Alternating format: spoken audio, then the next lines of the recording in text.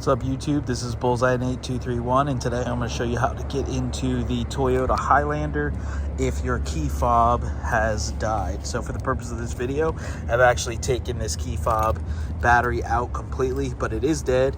And so I'm going to show you how to get in. Normally you just walk up and grab the door handle and it unlocks.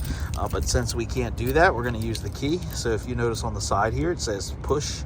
So we're going to push that and this key is going to slide out like so.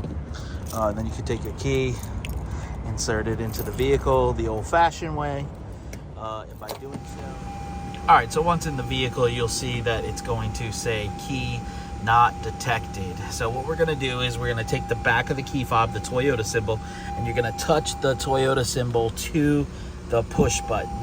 While, as you can see, the ignition came on, while holding that button there, we're going to push the button with your finger, and it's actually going to start the vehicle.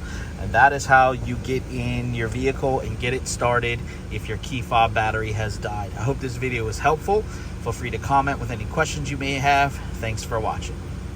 If you need to see a video on how to actually change the battery in the key fob, feel free to click the video link below in the description.